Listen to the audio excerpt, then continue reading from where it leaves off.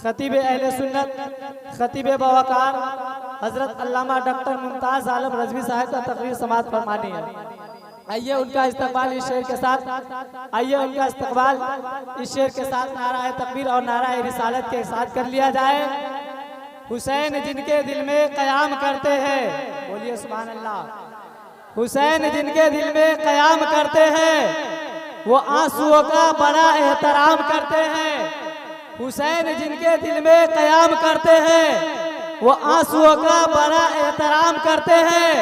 और मैं जब भी लिखता हूँ नामे हुसैन कागज पर, मैं जब भी लिखता हूँ नामे हुसैन कागज पर, मेरे कलम को फरिश्ते सलाम करते हैं, मेरे कलम को फरिश्ते सलाम करते हैं। आइए इनका इस्तकबाल नारा तकबीर और नारा रिसालत के साथ कर लिया जाए।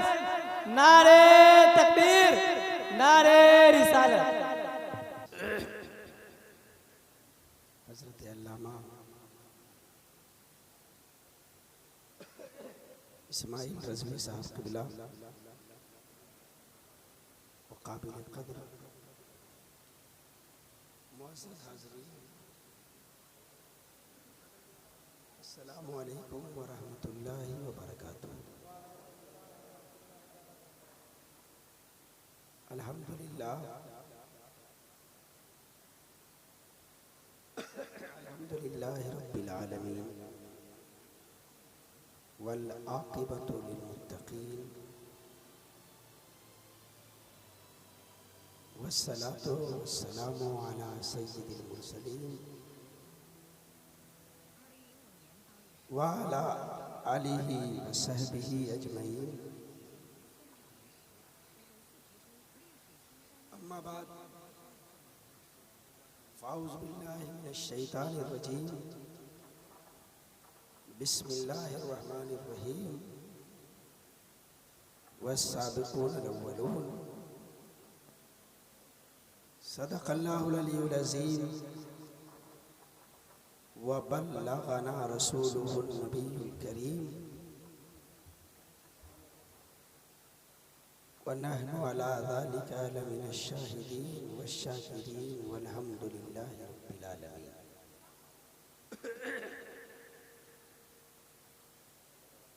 हज़रत गिरामी, जैसा कि आपको मैंने बताया था कि आज की रात में अज़ीमुल मर्तबा सहाबी रसूल दूसरे खलीफा हज़रत उमर रज़ियल्लाहु ताला अन्हु की हालात ज़िंदगी, उनके कारनामे, उनकी जानशीनी और उनके फ़ज़ाइल बयान किए जाएंगे। वादे के मुताबिक वो साथ भी आ गई। मैं खिताबत की कुर्सी पर बैठ भी गया, आप सुनने के लिए भी आ गए और इंशाअल्लाह पूरी गुफ्तगू हज़रत उमर रज़ियल्लाहु ताला अन्हु ही के अहवाल पर मबनी होगी। आइए कुछ कहने सुनने से पहले हम और आप दोनों मिलकर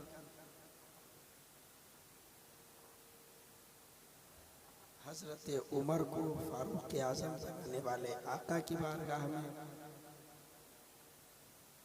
अक़ीदत व मोहब्बत के साथ झूम झूम कर हदीये दुरूद पेश करें और बावाज़े बुलंद पढ़े। अल्लाहुम्मा सल्ली अला सय्यिदिना व मौलाना मुहम्मदिन मअदल जूदी वल करम व आलिहि व सहबिहि व बारिक व सल्लिम सलातम व सलामन अलैका या रसूलल्लाह व सल्लम अलैका या हबीबल्लाह।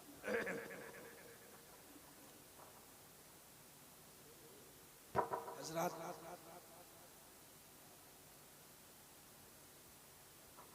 दुनिया में बहुत बहुत से लोग बहुत सी खूबियों के हामिल हुआ करते हैं और हर आदमी जिसके अंदर जो क्वालिटी होती है, जब भी वो अपने ज़ेरे साया किसी को रखकर तरबियत करता है तो उसके अंदर वही क्वालिटी मुंतकिल करता है, उन्हीं खूबियों को वो उसमें मुंतकिल करता है। हज़रत अल्लामा इस्माइल रज़वी साहब दर्स व तदरीस के माहिर हैं। इनके ज़ेरे तरबियत रहकर जो बच्चा पढ़ेगा वो एक अच्छा आलिम, अच्छा फ़क़ीह, अच्छा मुफ्ती, अच्छा मंतिक़ी, अच्छा फ़लसफ़ी, एक अच्छा आलिम बन करके दुनिया की निगाहों के सामने आएगा।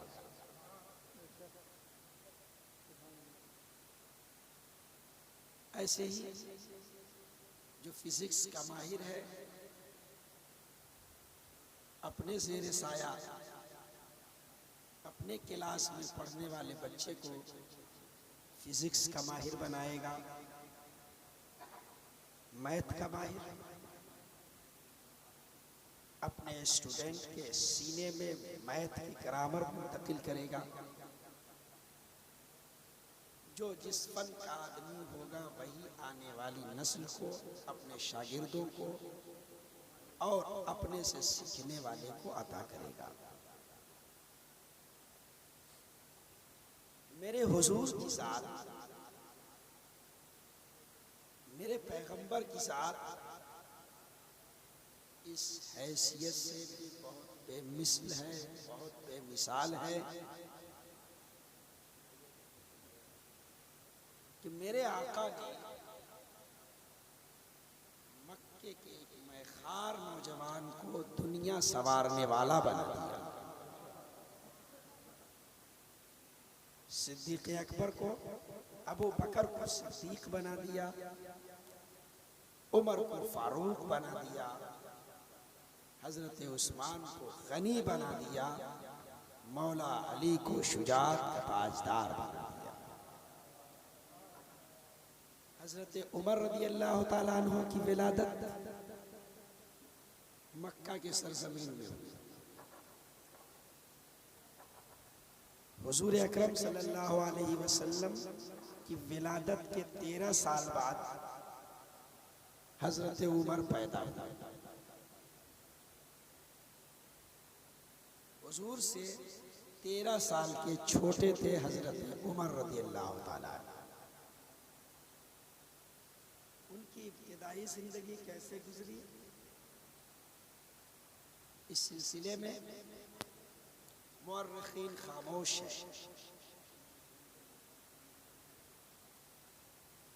सिर्फ इतना पता चलता था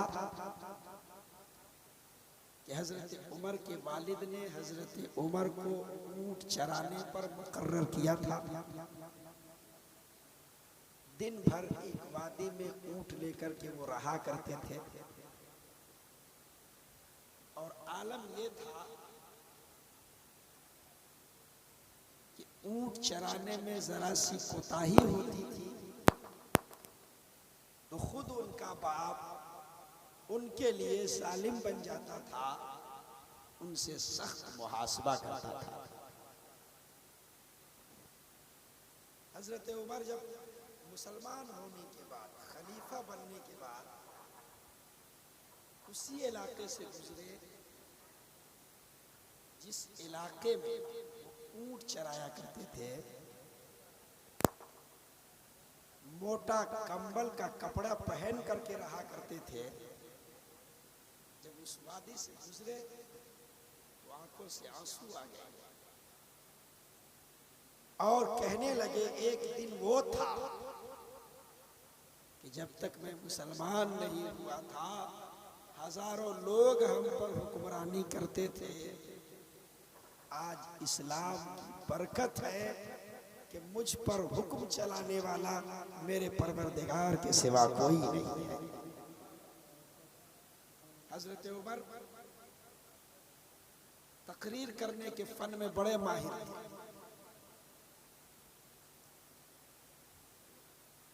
और अरब के कबाइली निजाम में जितने ओहदे राइज थे उनमें एक ओहदा सिफारत का ओहदा था, सफीर का ओहदा था। आज भी होता है, हर मुल्क का कोई ना कोई सफीर होता है जिसे एम्बेसडर कहा जाता है। हमारे मुल्क में भी दूसरों मुल्कों के एम्बेसडर्स हैं और हमारे मुल्क के एम्बेसडर्स भी जितने ममालिक से दोस्ताना रवाबित हैं उन ममालिक में हैं। एम्बेसी में लोग बैठते हैं। हजरत उमर उस जमाने में कुरैश मक्का की तरफ से इसी ओहदे पर फाइज थे। जब भी बाहर के लोगों से कोई राब्ता होता था, कोई मामला होता था, कोई दोस्ती का पैगाम पहुंचाना होता था, जंग और सुलह के मामलात आते थे, तो इस मामले को डील करने वाले हजरत उमर रज़ी अल्लाह ताला अन्हु थे। ज़माने कुफ्र की बात है। हुजूर ने नबूवत का ऐलान किया। लोग धीरे धीरे इस्लाम के दामन में आने लगे। मुसलमानों के चेहरे पर एक खुशी है, हमारी तादाद बढ़ रही है, तौहीद के मतवाले बढ़ते जा रहे हैं। उधर काफिरों के चेहरे पर परेशानी के आसार है। अगर इस्लाम ऐसे ही फैलता रहा, लोग यूं ही बाप दादा का दीन छोड़ते रहे, तो वो दिन दूर नहीं है कि हमारे खुदाओं का नाम मिट जाएगा और पूरी दुनिया में इस्लाम ही रहेगा। इससे पहले कि पानी सर से गुजरे, इससे पहले कि हमारे आबाओ अजदाद के नाम खाक में मिल जाए, इससे पहले कि कोई लातो हुबल को पूजने वाला न रहे, इससे पहले कि कोई मनात के सामने सजदा करने वाला न रहे, क्यों न इस्लाम का खात्मा कर दिया जाए। मंसूबे बार बार बने थे, हर मंसूबा नाकाम। सहाबा को सताया गया मगर कामयाबी नहीं। हुजूर पे जुल्म सितम ढाए गए मगर कामयाबी नहीं मिली। तो तमाम मुशरिकीन मक्का ने फैसला किया, इस्लाम को रोकना है तो एक ही रास्ता, इस्लाम के कदम को रोकना है तो एक ही तरीका है। लोगों ने कहा वो तरीका कौन है, क्या है? कुफ्फार मक्का ने कहा मुहम्मदुर रसूलुल्लाह को माअज़ल्लाह कत्ल करो। जब बात आई कत्ल करने की, मशवरा देने को तो दे दिए, मगर अब किसी में हिम्मत नहीं जो तलवार लेकर मुहम्मदुर रसूलुल्लाह की जानिब जा सके। अब किसी में हिम्मत नहीं जो नबी की तरफ बढ़ सके। जब सब खामोश हो गए तो उमर ने कहा इस काम को मैं अंजाम दूंगा, मैं माअज़ल्लाह मुहम्मदुर रसूलुल्लाह का सर कलम, मैं पैगंबर इस्लाम का खात्मा कर दूंगा। मजलिस खत्म हुई, उमर घर गए, तलवार चल पड़े हुजूर अकरम सल्लल्लाहु अलैहि वसल्लम के आस्ताने की तरफ। उस वक्त हुजूर दारे अरकम में थे, उमर चल रहे, रास्ते में एक आदमी से मुलाकात हो गई। नाम उस आदमी का नुआइम था। चेहरे का जोग्राफिया देखकर, तमतमाता हुआ गाल देखकर, आंखों में लाल सुर्ख डोरे देखकर उस आदमी ने कहा, उमर खैरियत तो है, कहाँ जा रहे हो, बड़े जलाल में हो क्या? उमर ने कहा, क्या तुम्हें मालूम नहीं है मोहम्मद रसूलुल्लाह ने अपना दीन फैला दिया है, हमारे दीन को बुरा भला कह रहे हैं? कहा हाँ हमें मालूम है, हुजूर ने एक नए दीन का ऐलान किया है। कहा बस मैं चाहता हूं कि वो दीन भी खत्म हो जाए, उस दीन का लाने वाला भी खत्म हो जाए। आज मैं मोहम्मद रसूलुल्लाह को माअज़ल्लाह कत्ल करने के लिए जा रहा हूं। इस आदमी ने कहा, पैगंबर के दरे अक़दस पर तुम बाद में जाना, इस्लाम को मिटाने के लिए बाद में जाना, बानिए इस्लाम की गर्दन पर छुरी तलवार चलाने के लिए बाद में जाना, पहले अपने घर की खबर तो ले लो। उमर ने कहा, क्या हुआ मेरे घर में? तो उस आदमी ने कहा, तुम जिस मोहम्मद को कत्ल करने के लिए जा रहे हो, उस मोहम्मद का कलमा तुम्हारा बहनोई भी पढ़ चुका है, तुम्हारी बहन भी पढ़ चुकी है। कहा अच्छा, मेरे नाक के नीचे इतना बड़ा जुल्म कि मेरे बहनोई ने इस्लाम कबूल कर लिया, मेरी बहन ने इस्लाम कबूल कर लिया। हाँ, अब रुख बदल गया, नबी तक जाने के बजाय अपनी बहन के घर गए, अपनी बहन के घर गए। दरवाजा बंद था, मगर वो मुसलमान कैसे मुसलमान थे कि जब कोई गुजरता हुआ उनके सामने से जाता था तब भी मालूम हो जाता था मुसलमान घर में है, तब भी खुदा की इबादत कर रहा है, तब भी खुदा की इबादत कर रहा है। उमर पहुंचे तो अंदर से कुछ पढ़ने की आवाज आ रही थी, अरबी थे, मालूम हो गया जो पढ़ा जा रहा है शेर नहीं है, किस्सा नहीं है, कहानी नहीं है, कुछ अलग है जिसे मेरे बहन और बहनोई पढ़ रहे हैं। दरवाजे पे दस्तक किया, अंदर से आवाज आई, कौन? कहा उमर। इतना सुनना था कि जल्दी से उन्होंने कुरान के औराक को छुपा दिया, दरवाजा खोल, उमर अंदर दाखिल हुए। दाखिल होने के बाद अपनी बहन से पहला सवाल किया, अपने बहनोई से पहला सवाल किया, ये बतलाओ तुम लोग कर क्या रहे थे? उन्होंने कहा मैं कुरान की तिलावत कर रहा हूं। कहा कुरान तुम्हारे पास आया कैसे? बहन और बहनोई ने कहा जहां ईमान आता है वहां कुरान आ ही जाता है। और जोर से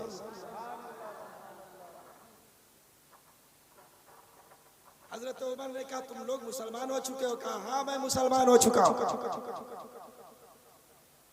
जो पैगंबर को कत्ल करने के लिए जा रहा हो उसके घर में अगर कोई मुसलमान हो जाए तो उसके गुस्से का आलम क्या होगा, उसके जलाल का आलम क्या होगा, और फिर वो उमर हो तो उसके जोश का आलम क्या होगा।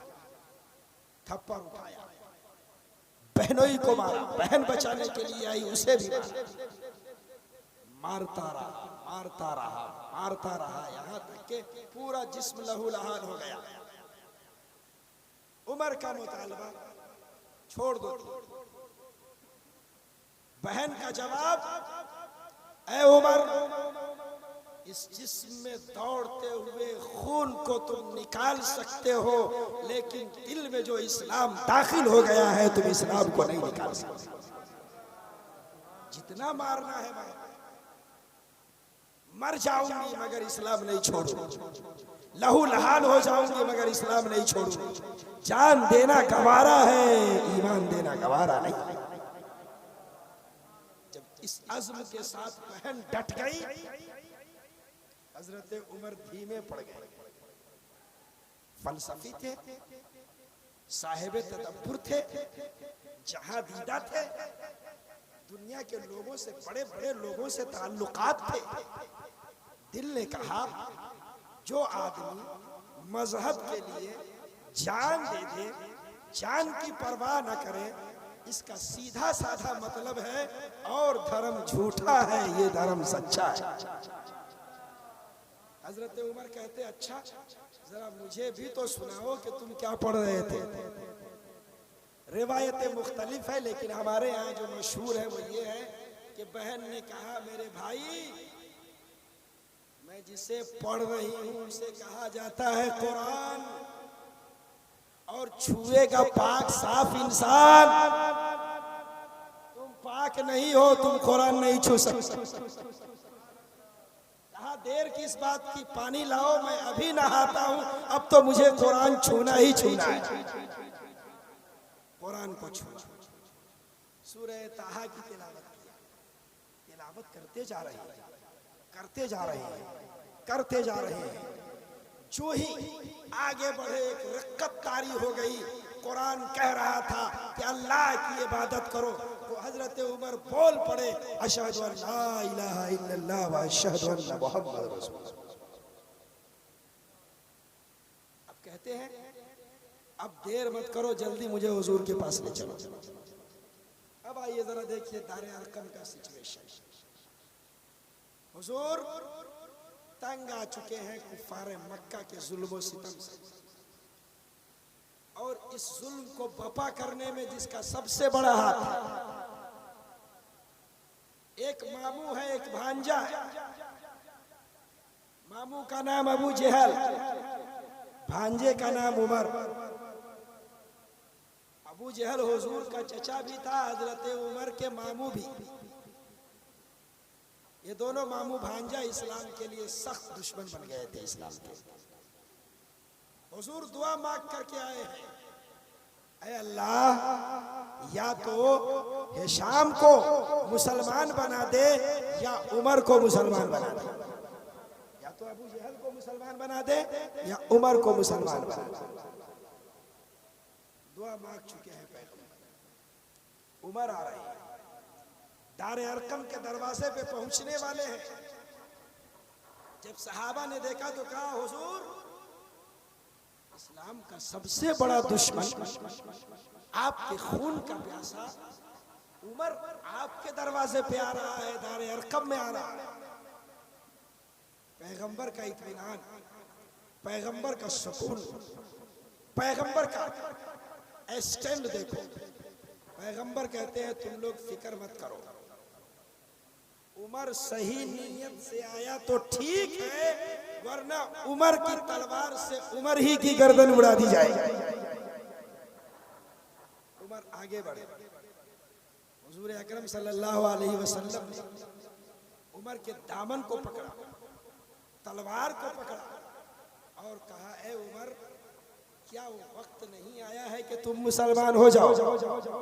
हजरत उमर ने मचल कर कहा या रसूल अल्लाह वो वक्त आ चुका है, मैं तलवार जरूर लेकर आपको मिटाने के लिए चला था, मगर मेरा कुफ्र मिट चुका है, मैं आप पर ईमान ला चुका हूं। हजरत उमर ने पढ़ लिया ला इलाहा इल्लल्लाह मुहम्मदुर रसूलुल्लाह। यही ईमान लाए। एक सहाबी आगे बढ़े, कहा उमर मुबारक हो, उमर मुबारक हो। कल ही अल्लाह के नबी दुआ मांग रहे थे, ऐ अल्लाह या तो अबू जहल को मुसलमान बना दे या उमर को मुसलमान बना दे, मगर अबू जहल के मुकद्दर में ईमान नहीं हुआ। ईमान की दौलत तुम्हें मिली है, मैं मुबारकबाद पेश करता हूं। ईमान लाने के बाद हजरत उमर हुजूर से कहते हैं ऐ अल्लाह के नबी क्या हम हक पर नहीं है? अल्लाह के नबी ने कहा हाँ हक पर है। हजरत उमर ने कहा क्या इस्लाम सच्चा नहीं है? अल्लाह के नबी ने कहा सच्चा है। हजरत उमर ने सवाल किया क्या कुरान सच्चा नहीं है? हुजूर ने कहा बिल्कुल सच्चा है, 100% सच्चा है। कहा या रसूल अल्लाह जब आप सच्चे, कुरान सच्चा, इस्लाम सच्चा है, तो अब सच्चाई छुप कर नहीं रहेगी, सच्चाई दुनिया पर जाहिर होकर रहेगी। अब तक आप दारे अरकम में नमाज पढ़ रहे थे, लेकिन आज हम काबा में जाकर के नमाज पढ़ेंगे। बने सहाबा दो रवैया होकर के, एक तरफ कुछ सहाबी है, दूसरे तरफ कुछ सहाबी है। नारे तकबीर की सदाएं बुलंद हो रही है। पहुंच गए हजरत उमर रज़ी अल्लाह तआला अन्हु मस्जिद में। हुजूर ने जब इस नजारे को देखा, हुजूर ने कहा, ऐ उमर, तुम मुसलमान ही नहीं हो, तुम तो फारूक आजम हो। तुम्हारे आने से इस्लाम और कुफ्र दोनों जुदा जुदा हो गया है। जुदा पहले भी था, इस्लाम छुपा हुआ था, तूने इस्लाम को उजागर कर दिया। हजरत उमर मस्जिद नबवी से होने के बाद बड़े बड़े काफिरों के दरवाजे पे जाते हैं और कहते हैं, तुम लोगों को मुसलमान की तलाश रहती है ना, कि जो मुसलमान हो जाएगा उसे मारेंगे पीटेंगे। लो मैं मुसलमान हो गया हूं, जिसे मारना है मेरे साथ। अबू जहल के दरवाजे पे गया, कुंडी खटखटाया। अबू जहल ने कहा, कौन? कहा उमर। कहा क्यों आए हो? कहा बताने आया हूं कि मैं भी मुसलमान हो गया हूं। अबू जहल दरवाजा खोलकर बाहर आने के बजाय कहता है, ऐ उमर, तुमसे हमें बड़ी तकवीयत मिलती है, तुम ऐसा मत करो।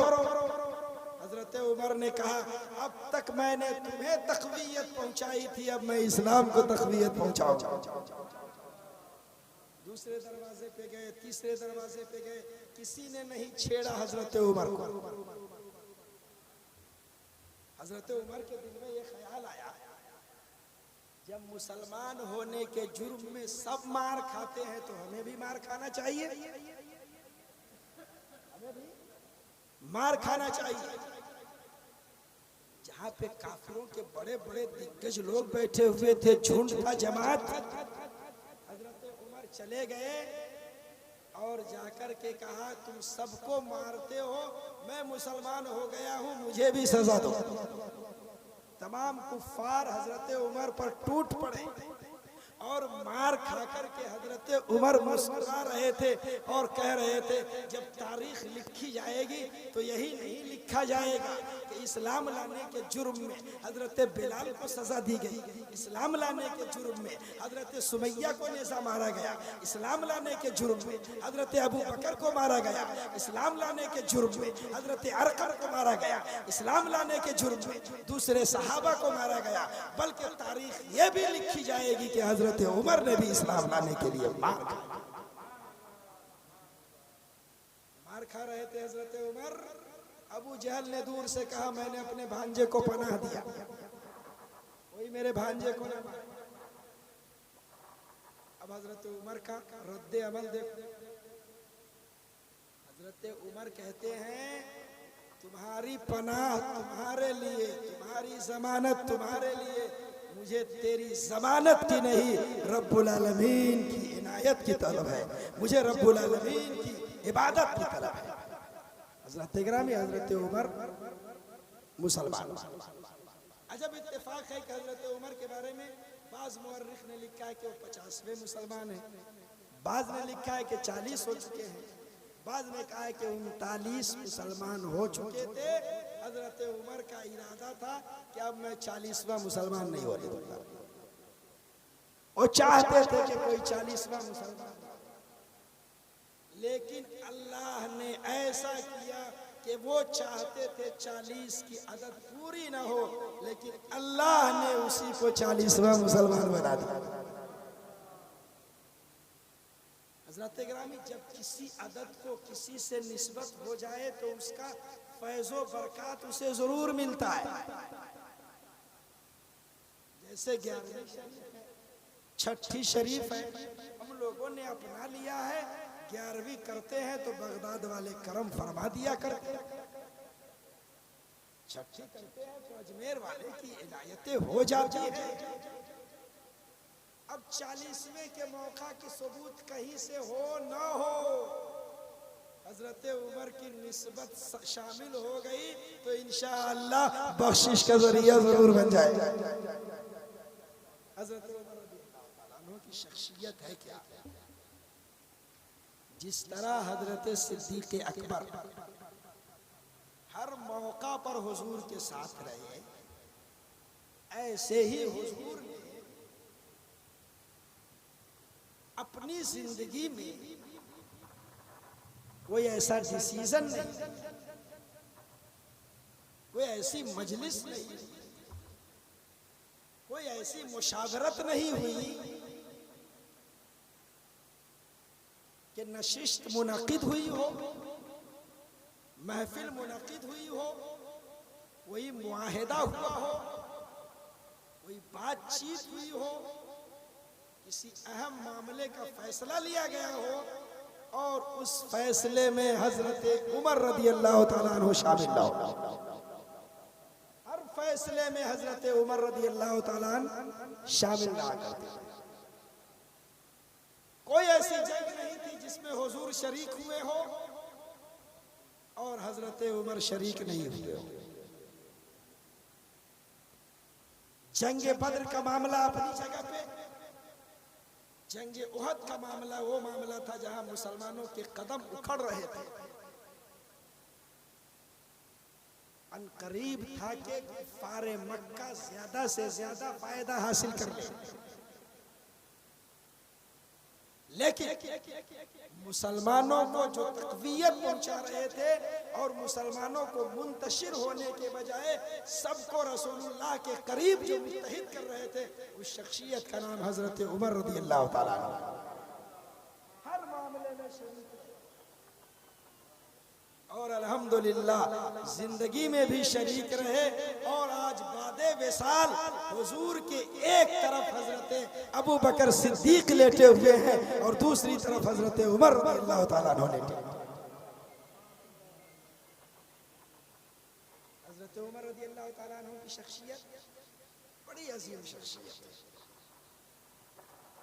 आज अच्छी जबान जब आदमी बोलता है, लिखता है, तो अदब बनता है। उपन्यास लिटरेचर बनता है कि नहीं बनता है? बोलते हम भी हैं, बोलते आप भी, लेकिन इसी जमीन पे गालिब ने भी बोला है, गालिब ने भी लिखा है, मगर गालिब का लिखा हुआ अदब बन गया। बोलते और भी है, अबुल कलाम आजाद ने भी बोला है, उसका बोलना अदब बन गया। हजरत कहना ये चाहता हूं, जब अरबी का अदीब बोलता है तो अदब बनता है। अंग्रेजी का मुअर्रिख लिखता है, अंग्रेजी का पढ़ा लिखा आदमी लिखता है तो लिटरेचर बनता है। हिंदी का पढ़ा लिखा लिखता है तो उपन्यास बनता है। मोमिन ने लिखा अदब बन, गालिब ने लिखा अदब बन, तिश्ना ने लिखा अदब बन। आपके यहाँ के भी एक आदमी ने लिखा है, माशाअल्लाह, सुनने में आया। आज मैं एक मुफ्ती साहब को फोन कर रहा था तो मुफ्ती साहब कह रहे थे कहाँ है? मैंने कहा महरथा में। कहा हाँ, महरथा के एक बड़े शायर थे तिश्ना मुजफ्फरपुरी, अरे बहुत बड़े फकीह है, वो कह रहे हैं। तो मोमिन ने लिखा अदब बन, अदब माना लिटरेचर, वो अदब नहीं जो सोने बैठने जागने के अदब, अदब लिटरेचर, उपन्यास। गालिब ने लिखा अदब बन, मोमिन ने लिखा अदब बन, इस्माइल मेरठी ने लिखा अदब बन, मौलवी अब्दुल हक ने लिखा अदब बन, सर सैयद ने लिखा अदब बना, आला हजरत ने लिखा अदब बना। सब लिखता है तो अदब बनता है, सब बोले तो जबान बनती है, और उमर बोल दे तो कसम खुदा के कुरान बन जाए। बड़ी बारीकी ये समझिएगा, ऐसा नहीं कि हजरत उमर ने ही कुरान लिख दिया है, माज़अल्लाह, नहीं। कुरान की बहुत सी ऐसी आयतें हैं कि जमीन पे हजरत उमर कह रहे थे और जिब्रील अमीन रब्बुल आलमीन का वही हुक्म लेकर के जमीन पर आ गया।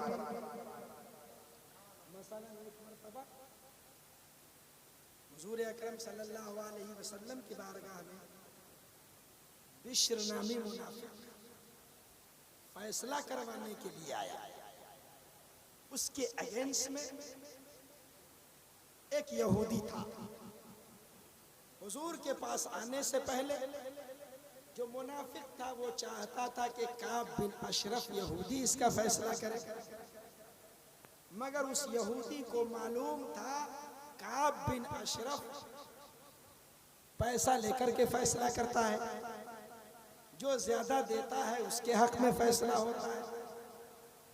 उस यहूदी ने कहा मुझे अपने यहूदी पर एतबार नहीं है, फैसला करवाना है तो मोहम्मदुर रसूलुल्लाह से करवाना। इसलिए कि हुजूर रिश्वत खाकर के फैसला नहीं करते हैं, हकायक को देख करके फैसला क्या करते हैं। आ गए फैसला करवाने के लिए, हुजूर ने फैसला करा।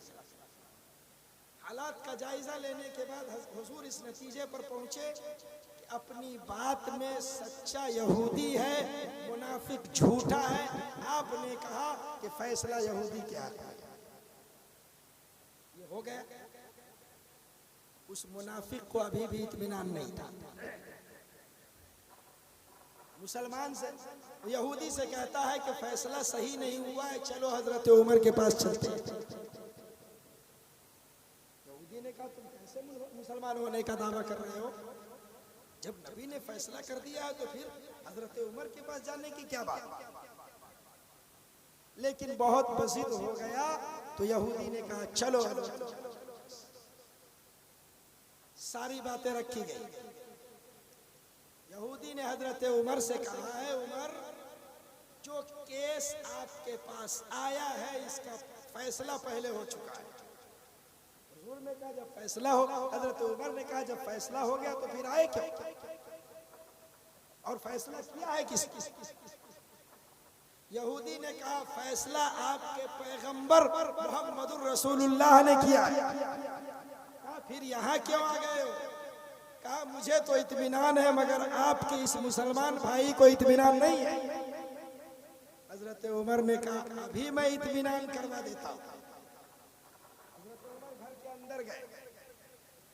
मुसलमान बैठे बैठे सोच रहा था कि अब तो फैसला हमें मिल जाएगा।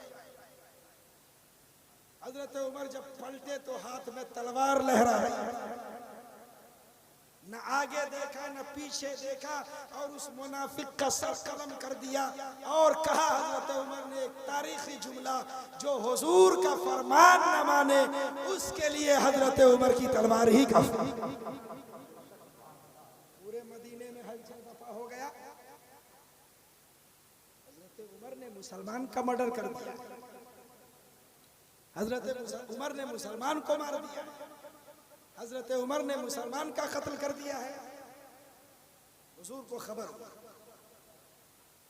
हुजूर ने कहा उमर को बुलाओ। और हुजूर ये भी कहते हैं सहाबा से कि मुझे उमर से उम्मीद नहीं है कि उमर किसी मुसलमान को। सहाबा ने कहा हुजूर ऐसा हुआ है। कहा बुलाओ उमर को। उमर आए। हुजूर ने कहा उमर तुमने ये क्या कर दिया, मैंने सुना है कि तूने किसी मुसलमान का कत्ल कर दिया है। हजरत उमर का जवाब सुनो। हजरत उमर कहते हैं या रसूल अल्लाह मैंने मुसलमान को नहीं मारा है, मुनाफिक को मारा है, और जो आपकी हुक्म न माने वो मेरी नजर में कम अज कम मुसलमान। हजरत उमर ये कह रहे थे जिब्रील अमीन ये आयत लेकर के नाजिल हुए फला व रब्बिक ला युमिनून हत्ता युहक्किमुक फीमा शजर बैनहुम। ऐ अल्लाह के नबी वो आदमी मुसलमान ही नहीं हो सकता जो आपसी फैसले आपसी झगड़े में आपको अपना फैसला न मान ले, आपको अपना हक। कुरान नाजिल नहीं हुआ है, उससे पहले कौन कह रहे हैं, हजरत उमर कह रहे हैं। और हजरत उमर की जबान को परवरदिगार आलम कुरान बताओ दुनिया में कौन ऐसा इंसान होगा कि वो कहे और उसी जबान में कुरान। कोई नहीं। अगर कोई है तो शख्सियत का नाम हजरत उमर रज़ियल्लाहु ताला अन्हु। अब आइए और भी बहुत से उनके फजाइल हैं, उन फजाइल पे रोशनी डाली जाएगी। तो बहुत सी जरूरत की चीजें जो आप तक पहुंचानी है वो नहीं हो पाए। हजरत उमर रज़ी अल्लाह ताला अन्हु दूसरे खलीफा हैं। हजरत अबू बकर सिद्दीक रज़ी अल्लाह ताला अन्हु जब बीमार हो मरजुल मौत में पहुंच गए और जिंदगी की उम्मीद न रही, तो आपने सहाबा को बुलाया और लोगों से राय लिया, बताओ उमर के बारे में तुम्हारा क्या ख्याल है। हजरत उस्मान गनी से पूछा तो हजरत उस्मान गनी ने कहा, हजरत उमर के मिजाज में सख्ती जरूर है मगर वो हम में सबसे बेहतर है। एक राय ये आई, हजरत उमर बाहर से जितने अच्छे हैं कहीं उससे ज्यादा अंदर से अच्छे। तमाम सहाबा की राय लेने के बाद हजरत अबू बकर इस नतीजे पर पहुंचे कि हजरत उमर को खलीफा और जानशीन बना दिया जाए।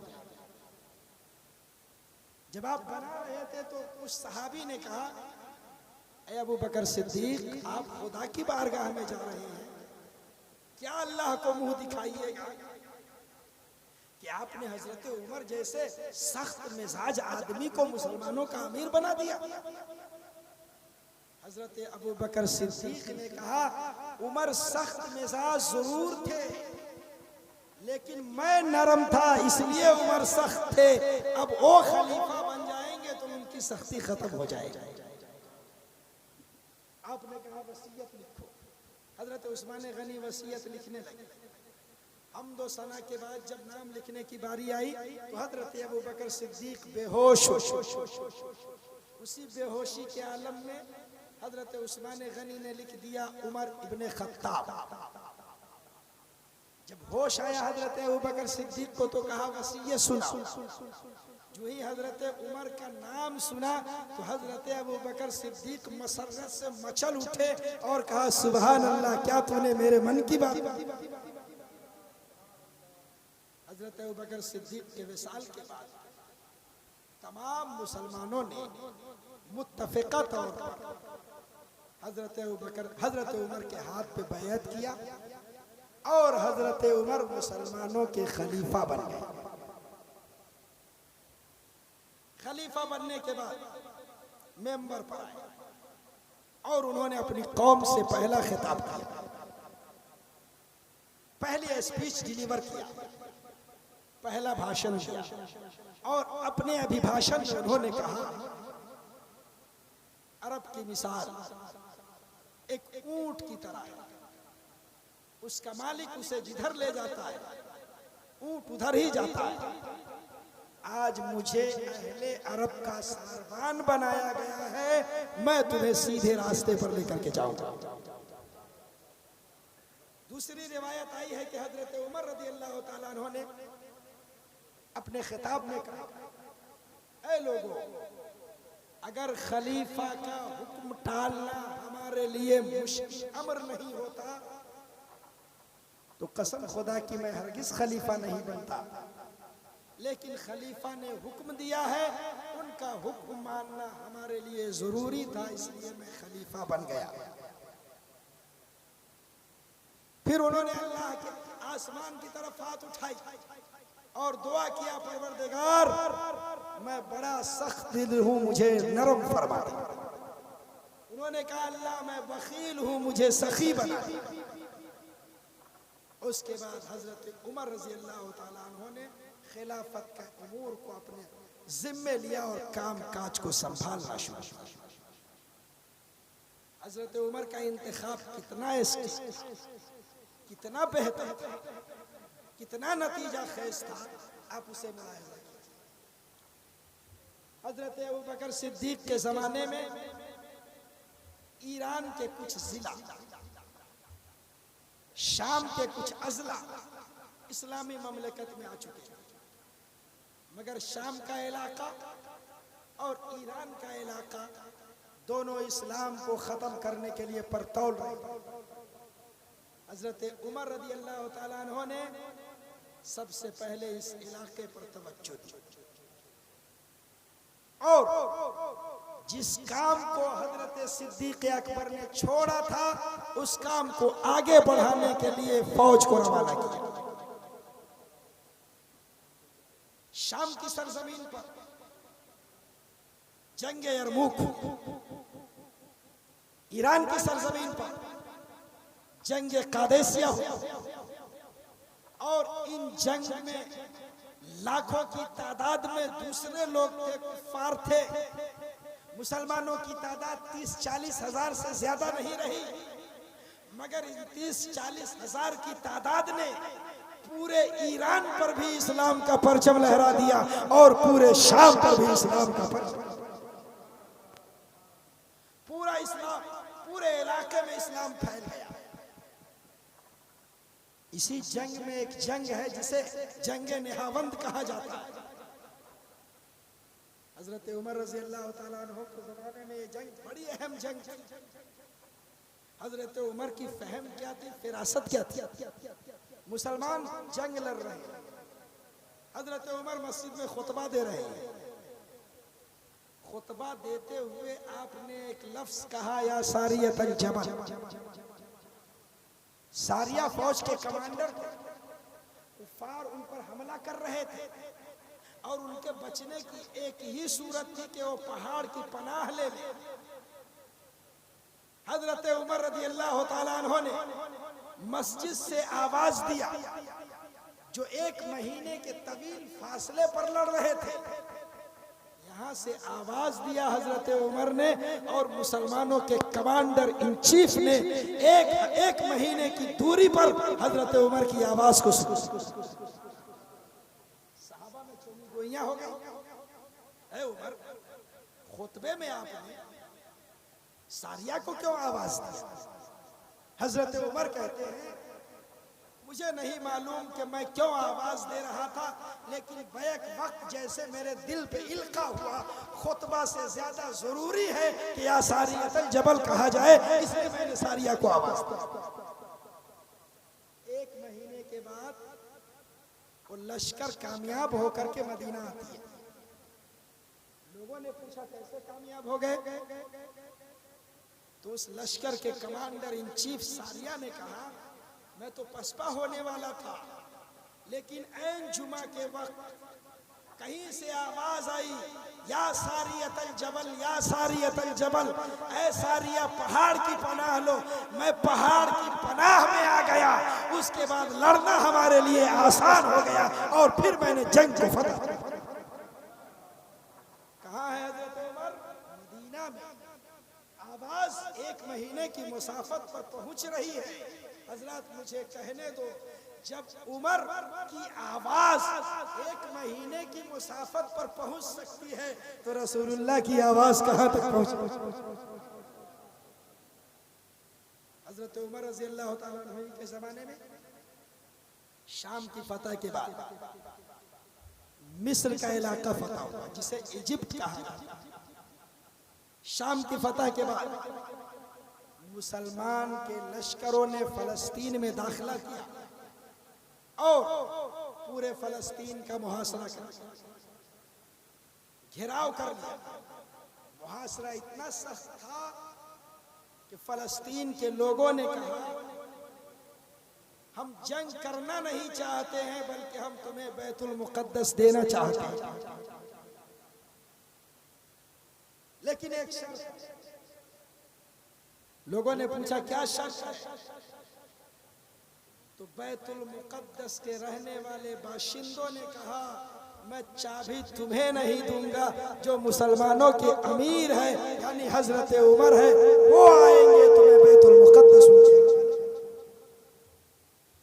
मदीने में खबर पहुंची बगैर लड़ाई के बैतुल मुक़द्दस मिलने वाला है, बैतुल मुक़द्दस कब्जे में आने वाला है। ऐ उमर रज़ी अल्लाह तआला अन्हु, आप आ जाए।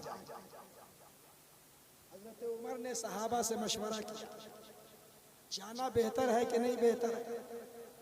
किसी सहाबी ने कहा, हुजूर हो सकता है कि आप जाएं, फिर मदीना खाली हो जाए और काफिरों की कोई साजिश हो। मदीने पे वो हमलावर हो जाएगा, या आप जाएं, आपको जहर दे दिया जाए, आपको कत्ल कर दिया जाए, इसलिए आप नहीं जाइए। इतने में हजरत मौला अली उठे, उन्होंने कहा, ऐ अमीरुल मोमिनीन, आप बैतुल मुक़द्दस जाइए और जरूर जाइए। लोगों ने पूछा लॉजिक क्या है, फलसफा क्या है जाने का? अगर खलीफा को कुछ हो गया तो आप जिम्मेदार होंगे। हजरत अली ने कहा, ये तारीखी मौका है, बैतुल मुक़द्दस क़िबला अव्वल मुसलमानों को मिलने वाला है। इस मौका पर खलीफा को गायब नहीं, खलीफा को हाजिर होना चाहिए, ताकि तारीख जब लिखी जाए कि बैतुल मुक़द्दस की चाबी किसे सौंपी गई तो दुनिया जान ले जो मुसलमानों का खलीफा था उसे ही बैतुल मुक़द्दस। चले हजरत उमर मदीने से, अल्लाह 36,000 किले उनके कब्जे में है, कई हजार मुरब्बा मील का इलाका उनके कब्जे में है। लेकिन जब जा रहे हैं, हजरत उमर की सवारी गुजर रही है, तो न कोई बॉडीगार्ड है, न कोई अंगरक्षक है, न कोई मुहाफिज है, एक ऊंट है जिस पे हजरत उमर सवार है और उनके साथ इनका एक खादिम है। चले हजरत उमर मदीना से बाहर निकलने के बाद आपने अपने गुलाम से कहा, अमा मैं भी इंसान हूँ, तुम भी इंसान हो, मैं बहुत देर ऊँट पर बैठ गया हूँ सवारी पे, अब तुम सवार हो जाओ। गुलाम ने कहा, नहीं हुजूर, ऐसा नहीं हो सकता है कि आका नीचे रहे मैं ऊपर। कहा, कोई देख थोड़ी रहा है, तुम सवार हो जाओ ताकि तुम्हें भी आराम मिले। अल्लाह अल्लाह, तारीख में ये मंजर आया कि हजरत उमर सवारी का लगाम थामे हुए हैं और सवारी के ऊपर गुलाम सवार है।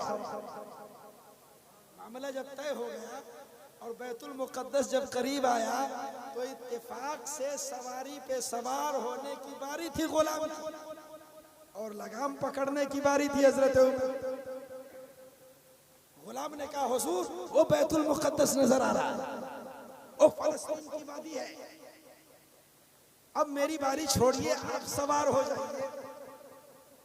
हजरत उमर ने कहा, मुझे अपनी शान नहीं दिखानी है, हम दोनों में जो मुआहिदा हो चुका है हम उसकी पाबंदी करेंगे। तुम्हारी बारी है, तुम ही सवारी पर सवार रहो, मैं ऊंट का लगाम थामा रहूंगा, तब भी मैं मुसलमानों का अमीर ही रहूंगा। जब इस शान से पहुंचे हजरत उमर रज़ी अल्लाह तआला अन्हु, तो दुनिया देखकर हैरान रह गई।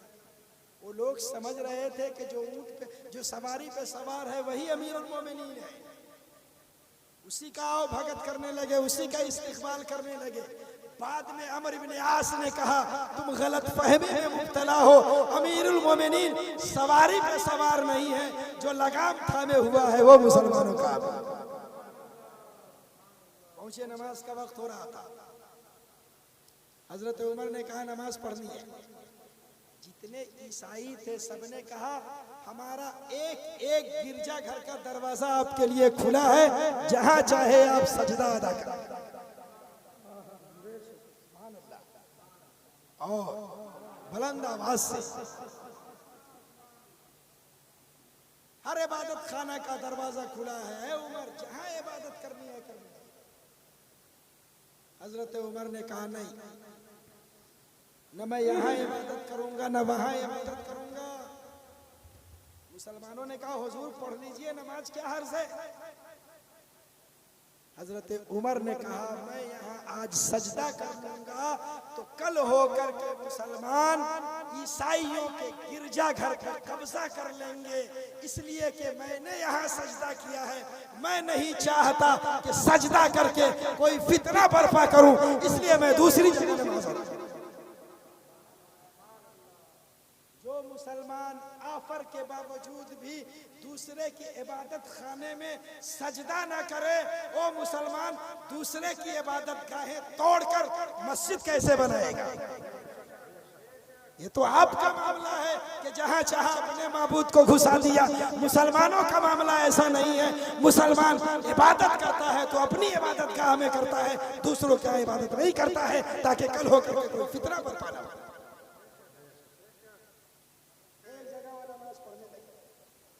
हजरत उमर का कयास बिल्कुल सही था।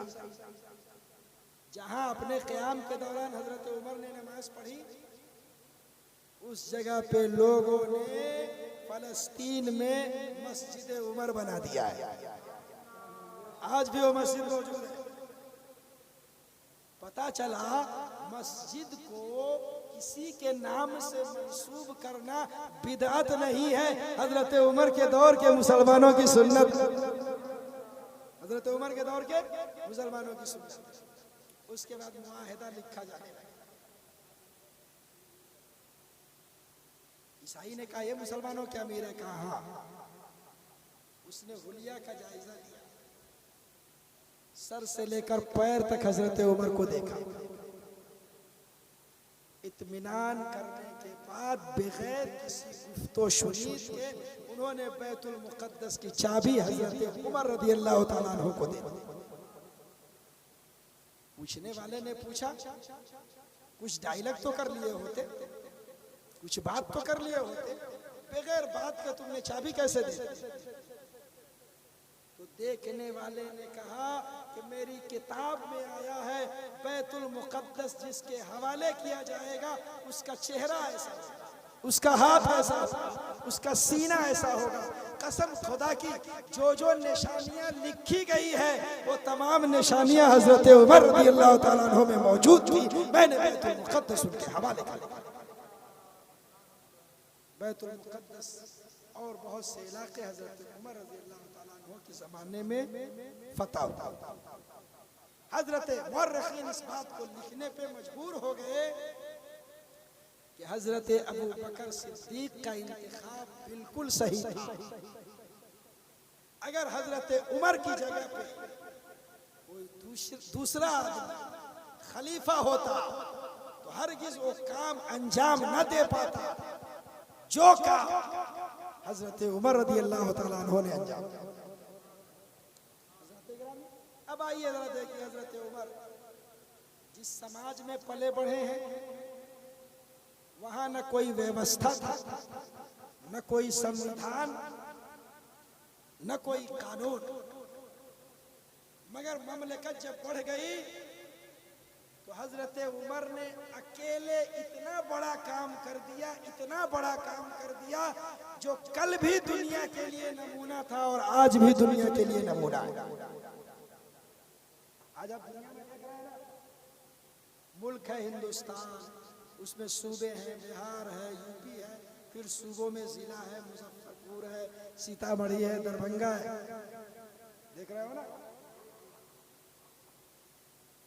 मुल्क को सूबों में बांटने का काम, राज्य में बांटने का काम सबसे पहले हजरत उमर रज़ियल्लाहु ताला अन्हु।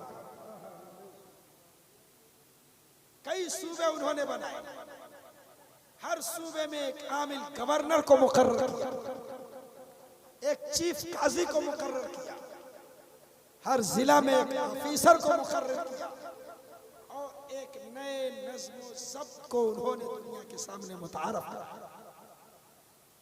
हज़रात गिरामी, आज आप जाइए अपने ब्लॉक में, जिला में, तो हर जगह एक विभाग आपको मिलेगा जिसे कहा जाता है निगरानी विभाग,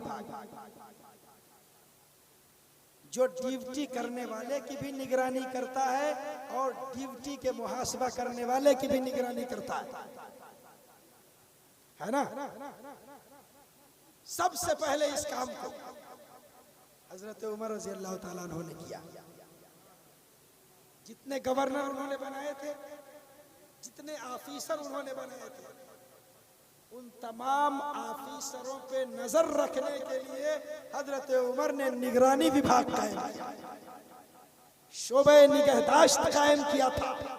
यानी गवर्नर बन गए तो ऐसा नहीं कि अब तुम बेनियाज हो गए हो, तुमसे कोई पूछेगा नहीं, बल्कि गवर्नर हो तब भी तुमसे सवाल होगा, रियाया हो तब भी तुमसे सवाल होगा, ऑफिसर हो तब भी तुमसे सवाल होगा।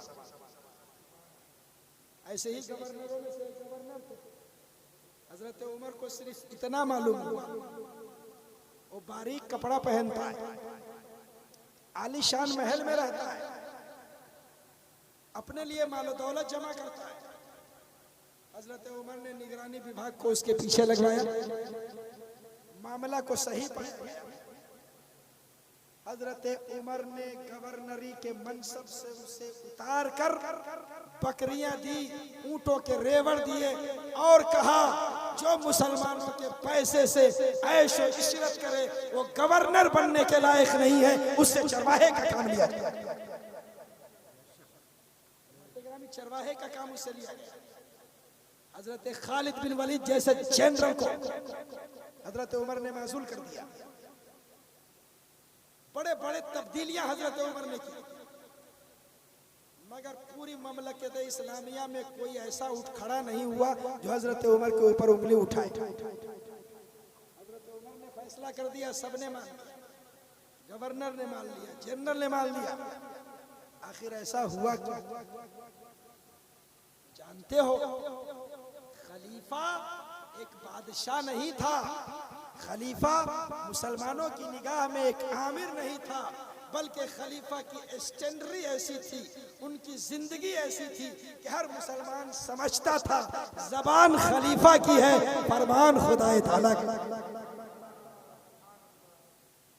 हजरत उमर रज़ी अल्लाह तआला अन्हु ने बहुत से नए नए शोबे कायम किए। अभी सेंसस के लिए बड़ा हंगामा हो रहा था, अभी हमारे बिहार के विधानसभा से आवाजें बुलंद हो रही है कि बिरादरी की बुनियाद पर लोगों का सेंसस होना चाहिए, मर्दमशुमारी होनी चाहिए, जनगणना। 10 साल पर जनगणना होता है कि नहीं होता है? तुम्हें मालूम है दुनिया में जनगणना का तस्वुर सबसे पहले किसने दिया है? हजरत उमर पहले खलीफा है जिन्होंने जनगणना का तस्वुर दिया है कि रियासत में कितनी रियाया रहती है, इसका एक हमारे सामने शेड्यूल होना चाहिए, हमारे सामने एक सर्वे होना चाहिए। कितने मर्द हैं उसकी लिस्ट होनी चाहिए, कितने औरतें हैं उसकी लिस्ट होनी चाहिए, कितने बच्चे हैं उसकी लिस्ट होनी चाहिए। और पूरी लिस्ट बन करके हजरत उमर रज़ी अल्लाह अन्हु के सामने वो लिस्ट आ गई। और लिस्ट आने से ऐसा नहीं है कि लोगों को फायदा नहीं पहुंचा, ये मुमकिन है कि आपका लिस्ट आ जाए ओबीसी में और आपको आरक्षण नहीं मिले, मुमकिन है कि आप बीपीएल में हो, आपको सहूलतें नहीं मिले। इसलिए कि कहने वाले ने कहा है ऊपर से 1 रुपया चलता है तो लोग तक आते आते 10 पैसा बच जाता है। ये अलमिया है ना हिंदुस्तान की तारीख का, कि हिंदुस्तान की तारीख में लिखा हुआ है हिंदुस्तान की हुकूमत के सबसे बड़ा सरचश्मा, सबसे बड़ा स्रोत यहाँ की आवाम है। कोई बादशाह नहीं, कोई रियाया नहीं, कोई वजीर आजम नहीं, किसी वजीर आला की वो हैसियत नहीं है जो हिंदुस्तान के आवाम की है। इसलिए कि जो भी वजीर आला बने, वजीर आजम बने, उसकी हैसियत खादिम की होती है और उसे वजीर आला बनाने वाला हिंदुस्तान की आवाम। हजरत उमर ने जब सर्वे करवा लिया तो हजरत उमर के जमाने में बहुत दौलत आई, बहुत दौलत आई, बहुत दौलत आई। एक जंग से तो इतनी दौलत आई कि सहाबा बांट बांट कर हैरान हो गए। 60 हजार दिरहम, 12,000 दिरहम 60,000 फौजियों को, उसके बावजूद भी दौलत बची। हजरत उमर रज़ी अल्लाह तआला अन्हु ने पूछा क्या हाल है, कहा हुजूर अब भी बच रहा है।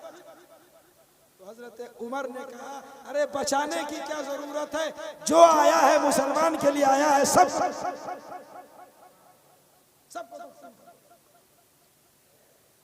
कोई गरीब ऐसा नहीं था जो हजरत उमर के जमाने में महरूम रहे। जो बच्चा पैदा होता था हजरत उमर उसके लिए वजीफा जारी फरमा दिया करते थे।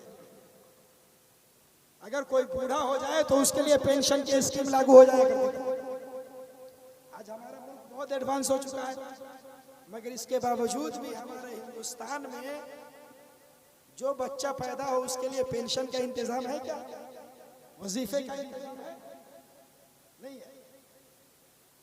बूढ़ों के लिए है। अब बूढ़े अपने वजीफे के लिए कागज बनवाने जाते हैं तो ब्लॉक के बाबू को पहले 1500-2000 की भेंट चढ़ानी पड़ती है, तब जाकर के एक कागज बनता है। मालूम हुआ 1 साल का वृद्धा पेंशन बाबू के जेब। हजरत उमर ने हुक्म जारी कर दिया था कि जो बच्चा पैदा हो उसे भी वजीफा जारी कर दिया जाए। हजरत उमर ने कर दिया। इत्तेफाक से हजरत उमर दौरे पे निकले, रात के दौरे पे, गश्ती पे निकले तो देखा कि एक बच्चा रो रहा है और माँ उसे दूध नहीं दे रही है। हजरत उमर ने कुंडी खटखटाई, चूंकि वो भेष बदले हुए थे इसलिए पता नहीं चल सका। आपने पूछा बच्चे को दूध क्यों नहीं पिला रही हो? तो उस औरत ने कहा दरअसल उमर ने दूध छोड़ देने वाले बच्चे के लिए वजीफे का ऐलान किया है।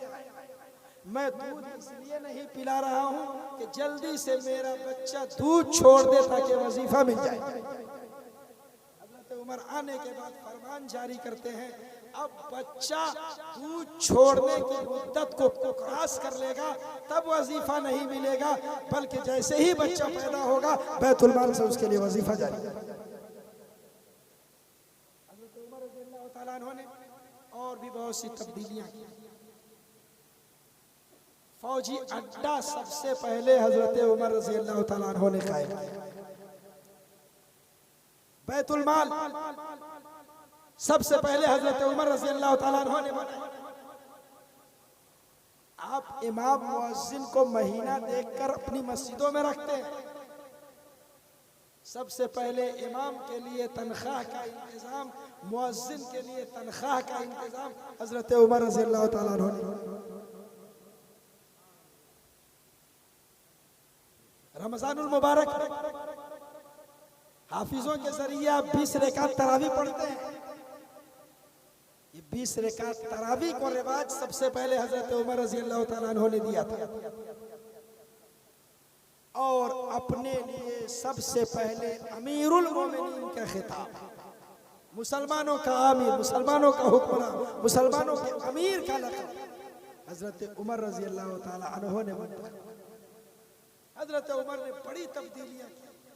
इन तब्दीलियों से मुल्क के हालात पे कंट्रोल करना बड़ा आसान हो गया।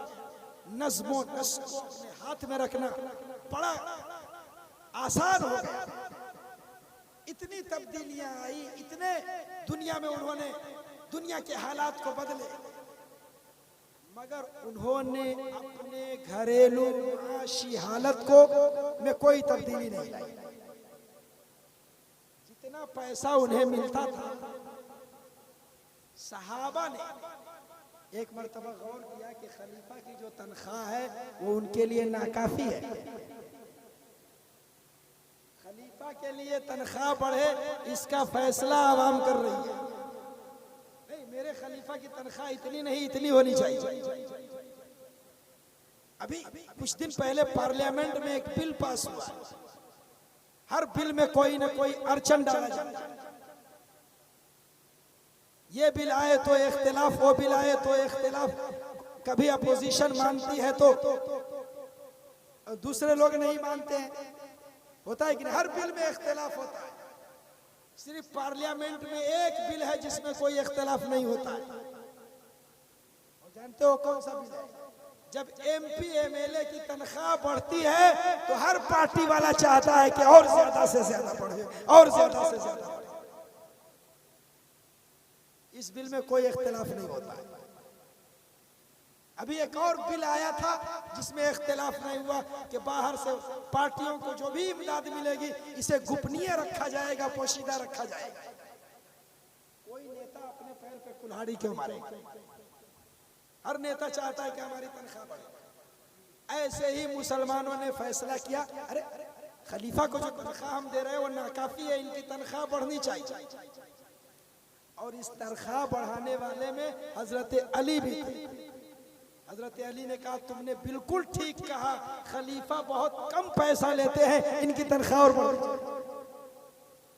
अब किसकी हिम्मत हजरत उमर से जाकर कहे कि आपके तनख्वाह की कितनी जरूरत है, कितने पैसे से काम चलेगा? किसी की हिम्मत नहीं हुई। सब के सब लोग हजरत हफ्सा हजरत उमर रज़ी अल्लाह तआला अन्हु के घर गए। हजरत हफ्सा से कहा कि जो पैसा मिलता है हजरत उमर का काम उससे चल जाता है कि नहीं चल जाता है? हजरत उमर के घर की औरतों ने कहा नहीं, उससे काम नहीं चलता है। कहा हजरत उमर से पूछ लो कि कितने से काम चलेगा, ताकि बैतुल माल से उतनी रकम दे दी जाए। हजरत उमर के पास जब ये प्रस्ताव आया तो हजरत उमर ने कहा मुझे तनख्वाह नहीं चाहिए, मुसलमानों ने जो एक बार कह दिया है वही उमर की जिंदगी भर के लिए काफी है। अब मुझे कोई अलाउंस नहीं चाहिए, अब मुझे कोई खर्चा भत्ता नहीं चाहिए। और आलम ये जब इंतकाल फरमा रहे थे हजरत उमर,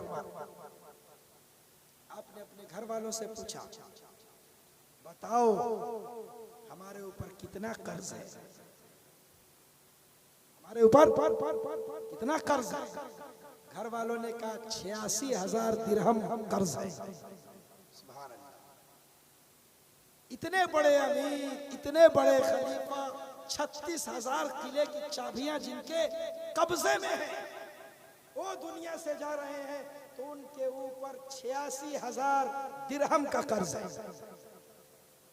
हजरत उमर ने कहा जो मेरी पहले की प्रॉपर्टी है उस प्रॉपर्टी को बेच दो और इन तमाम कर्ज को अदा करो। हजरत गिरामी, दुनिया में कोई हुक्मरां ऐसा नहीं हो सकता जैसा हुक्मरां हजरत उमर रज़ी अल्लाह तआला अन्हु है।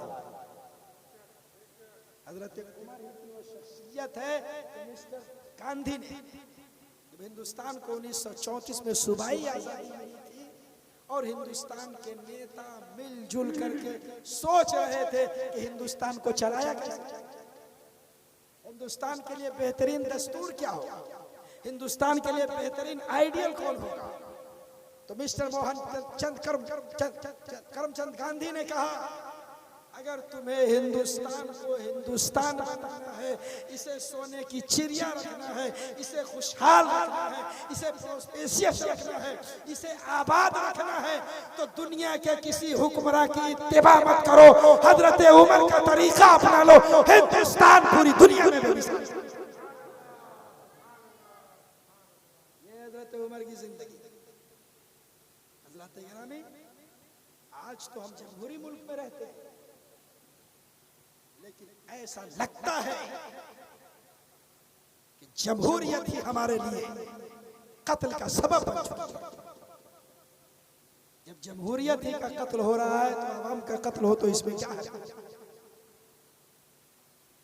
किसकी हिम्मत है जो ओहदेदारों से पूछ सके ये तुम्हारी गाड़ी कहां से आई है, ये तुम्हारे खर्चे कहां से चल रहे हैं, ये तुम्हारे सूट वूट कहां के है? किसी की हिम्मत नहीं है। हम लोग किसी को वजीर नहीं बनाते हैं, बल्कि हम उसे अपना आका बनाते हैं और अपने आप को उसका गुलाम बनाते हैं। ज़हनी एतबार से हम गुलाम हो चुके हैं, फिक्री एतबार से हम गुलाम हो चुके हैं। नेता हमारा आका नहीं है, नेता हमारी तकदीर बनाने वाला नहीं है, बल्कि हमारे हाथ के एक बटन से नेता की तकदीर बनती और बिगड़ती है। लिहाजा अपने हाथ की कुव्वत को पहचानो, अपने अंगूठे की ताकत को पहचानो। उमर, आज भी जो बड़े बड़े अधिकारी होते हैं,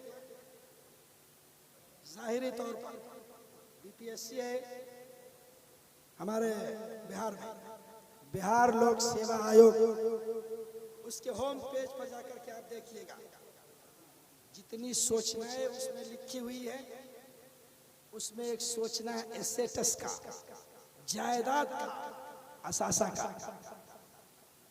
किस ऑफिसर के पास कितनी जमीन है, कहाँ जमीन है, सारा डाटा उस पर रखा हुआ है। चेयरमैन के पास कितनी जमीन है, कितने मकान है, सब लिखा हुआ। ये आज की एडवांस दुनिया कर रही है, मगर कुर्बान जाओ हजरत उमर पर। हजरत उमर जब किसी को गवर्नर बनाते थे, ऑफिसर बनाते थे, तो पहले कहते थे लिख कर लाओ तुम्हारे पास बागात कितने हैं, लिख कर लाओ तुम्हारे पास जमीन कितनी है, तुम्हारे पास नकदी कितने हैं, और हर साल उसका हिसाब लेते थे। कहीं ऐसा तो नहीं है कि इसकी दौलत बहुत ज्यादा इंक्रीज कर गई है। अगर बहुत ज्यादा बढ़ गई है तो इसका मतलब है कि खयानत से काम लिया है। अगर दयानत से काम लिया तो जितना बढ़ना चाहिए उतने ही बढ़। हजरत उमर का वो उसूल है जिस पर आज की एडवांस दुनिया अमल करती है। अच्छा, हजरत उमर सबसे मुहासबा करते थे, खुद हिसाब देने के लिए कितना तैयार रहते थे। ऐसा नहीं कि सिर्फ गवर्नर की गिरफ्त होगी, सिर्फ अफसर की गिरफ्त होगी। हजरत उमर ने आम ऐलान कर दिया था, अगर तुम भी मेरे अंदर कोई ऐसी बात देखो तो तुम्हें इजाजत है कि तुम मुझसे पूछ सकते हो। जुमा का दिन हजरत उमर खुतबा देने के लिए खड़े हुए और कहा, ऐ लोगों सुनो, अय्युहन्नास इस्माऊ, ऐ लोगों सुनो। इतने में मस्जिद से एक आदमी खड़ा हो गया, कहा, ऐ उमर, हम तुम्हारी बात बाद में सुनेंगे, पहले जो तो कुर्ता पहने हुआ है, कपड़ा पहने हुआ है, उसका हिसाब हमें दे दे। इसलिए कि जो कपड़ा आप पहने हुए हैं, ये कपड़ा आपको भी मिला था, हमें भी मिला था, तमाम हाजिरीन को मिला था, लेकिन वो कपड़ा इतना था कि आगे का पल्ला बन जाता तो पीछे का नहीं बनता। इसलिए सबका कपड़ा रखा हुआ है, किसी ने कुर्ता नहीं बनवाया है। ए उमर, जब आपको भी उतना मिला तो आपने पूरा कुर्ता कैसे बनवा लिया, जरा इसका हिसाब कीजिए। क्या 10 लाख की सूट पहनने वाला इस बात को बर्दाश्त करेगा? 50,000 का जूता पहनने वाला इस बात को बर्दाश्त करेगा? जब हिंदुस्तान के लोग एक वक्त की रोटी के लिए तरस रहे हो तो 8.5 अरब का जहाज खरीदने वाला इस बात को बर्दाश्त करेगा? उमर थे, मुस्कुरा कर कहते हैं, तुम्हारा पूछना वजह है, तुमने सही सवाल किया। एक ही पल्ला का कपड़ा हमें भी मिला, जितना तुम्हें मिला था उतना ही हमें मिला था। पूछने वाला ने कहा, मैं इसीलिए तो पूछना चाहता हूं, जब मेरा पूरा कुर्ता नहीं बना तो आपका बन कैसे गया? हजरत उमर ने कहा, आधा पल्ला मुझे मिला था, आधा पल्ला मेरे बेटे को मिला था, मैंने दोनों को मिला करके कुर्ता बना लिया। ये थी हजरत उमर की जिंदगी, हमेशा इंसाफ पर कायम रहे, और जब दुनिया से गए तो इंसाफ ही को कायम रखने के लिए अबू लुलू फिरोज ने उन पर वार किया और आप शहीद हो गए। और जब शहीद हो गए तो उससे पहले आपने वसीयत जाहिर की, अपने बेटे से कहा, ऐ मेरे बेटे, तू हजरत आयशा के पास जाना और कहना, उमर की एक ख्वाहिश है कि वो रसूलुल्लाह के पहलू में दफन हो जाए। हजरत उमर की लाश मुबारक रखी हुई है, जनाजा तैयार है। बेटा हजरत आयशा के पास जाता है और कहता है, अमीरुल मोमिनीन की एक ख्वाहिश। हजरत आयशा सिद्दीका कहती है, वो जगह तो मैं अपने लिए रखी थी, लेकिन मैं अपनी जात पर उमर को तरजीह देती हूँ, लिहाजा उमर को ला करके मस्जिद नबवी में दफन, गुंबद खजरा में दफन। और यहीं पर एक बात मैं बताऊं, हजरत आयशा का जो हुजरा था, जब तक हजरत उमर नहीं दफन हुए थे, हुजूर और हजरत अबू बकर थे, हजरत आयशा बाल खुला रहता था तब भी ऐसे ही आ जाती। उमूमी तौर पर आपसे शौहर से जिन आज़ा को ढांपना जरूरी नहीं है, उन आज़ा को ढांपे हुए बगैर हजरत आयशा सिद्दीका गुंबद खजरा में आ जाए। लेकिन जब हजरत उमर दफन हो गए तो हजरत आयशा जब भी आती पर्दे के साथ आया करती, पर्दे के साथ आया करती। पूछने वाले ने पूछा है आयशा ऐसा क्यों, रूटीन बदल क्यों गया, तरीका बदल क्यों गया?